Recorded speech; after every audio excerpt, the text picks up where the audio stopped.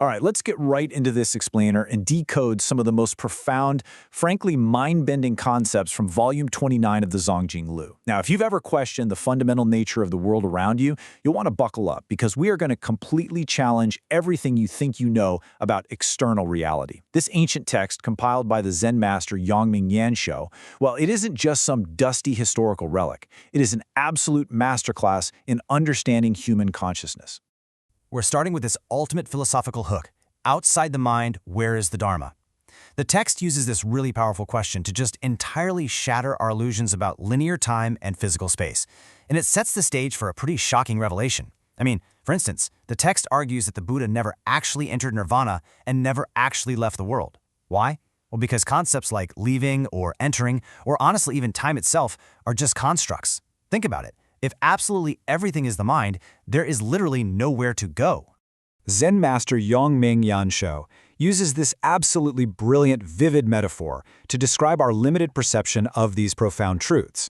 When we try to grasp reality using just our intellect, or by, merely reading words on a page, it is incredibly restricting. You're only getting a tiny, narrow glimpse of something vastly larger than what your immediate senses can even process. So getting too attached to texts and dogmas is exactly the problem here. Reading a physical text, even if it's the most sacred sutra, is quite literally just peeking through a crack in a window. Sure, the words are helpful, they point the way, but they aren't the truth itself. The ultimate goal is to step outside that conceptual house entirely and experience the boundless, limitless sky of true reality. You don't want to just study the menu forever. Eventually, you actually want to taste the food. Section 1. Created by the mind. Deconstructing the mechanics of perception. Okay, so let's deconstruct the actual mechanics of how we perceive our daily interactions. The text gives us this brilliant framework to work with. I want you to imagine two mirrors facing each other. Normally, when a teacher speaks and a student listens, we think of this as a purely external exchange, right? Words traveling through the air from person A to person B. But the Zongjing Lu completely flips this on its head. It says it's not an external exchange at all. It is actually the mind interacting with itself. The teacher's mirror reflects what the student needs, and the student's mirror reflects the teacher's words.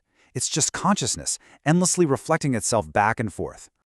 To really drive this home, the text uses this beautiful analogy of water and milk. Think of the speaker as water and the listener as milk. When they interact, the water mixes into the milk and the milk mixes right back into the water. And eventually you hit step 3, one indistinguishable essence. So while they seem perfectly distinct on the surface, they are entirely intermingled in one shared reality.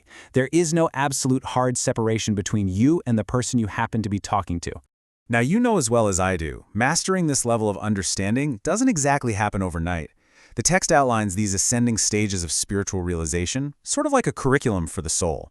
You start with the basics of karma, then you move into understanding that the mind creates all, then realizing everything is just a dream. From there, you transition into the sudden teaching of the empty mind until you finally arrive at the perfect teaching. And that final stage, that is the total, unshakable recognition that all things, absolutely everything around you, are the one mind. Moving on to Section 2, the trap of blind practice, the danger of misunderstanding the mind. But here's the catch, and you really have to beware here. Jumping into deep meditation without a solid foundational understanding of the one mind leads to some incredibly dangerous psychological traps. Picture this scenario. A highly dedicated monk is sitting alone up in the mountains, deep in silent meditation. He's giving it his all, trying to reach enlightenment. Suddenly, out of nowhere, he hallucinates this terrifying scene. A grieving man appears right in front of him, carrying a corpse and weeping violently, accusing the monk of killing his mother. Talk about the ultimate test of your mental fortitude. Well, the monk completely panics. Because he hasn't grasped that everything is a projection of his own mind, he truly believes this vision is a literal, physical demon trying to ruin his meditation. His immediate thought is, I have to defend myself. So, sitting right there in his trance, he reaches out, grabs an axe, and violently swings at the apparition to banish it. And here is the brutal, totally wild punchline to this story. The second he strikes, the hallucination instantly vanishes. But then, the monk feels this strange wetness on his leg. He breaks his meditation, looks down, and realizes he is bleeding profusely. There was no demon. There was no grieving son. In his total delusion, he had literally just chopped his own leg with his own axe. The demons were never real. They were entirely lethal, fabricated projections of his own untamed mind. Actually, the text doesn't even stop there. It gives us another completely bizarre example.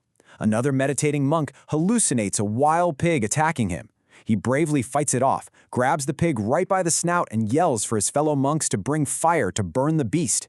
So they come running with the torches. The hallucination finally breaks, and the monk realizes the pig's snout he was gripping for dear life? Yeah, it was actually his own nose. He was sitting there violently twisting his own face. Look, these stories are definitely funny in a dark sort of way, right? But they perfectly distill a vital concept: demons of the mind.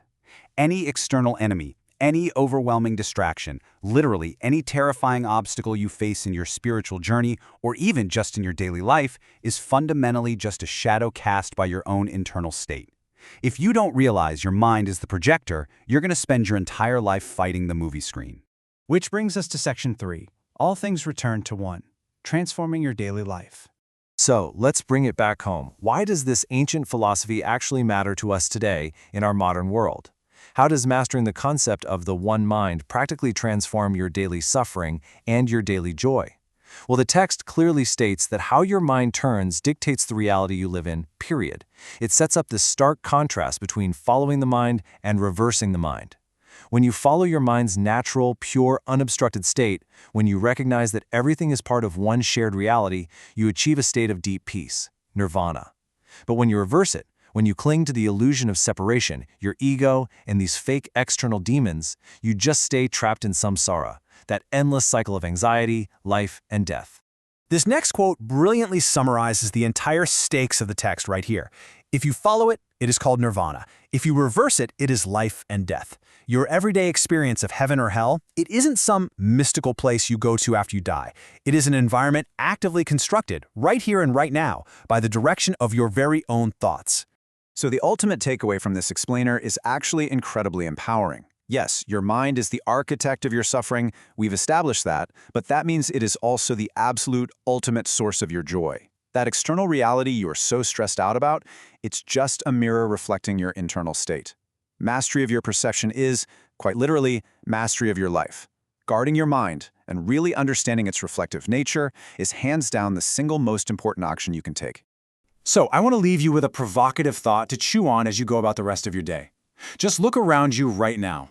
What reality is your mind actively building at this very moment? Are you obsessing over illusions and fighting phantom pigs, building yourself a tiny prison of stress? Or are you stepping outside to experience the infinite sky? The choice, as the Zongjing Lu makes abundantly clear, has always been entirely yours.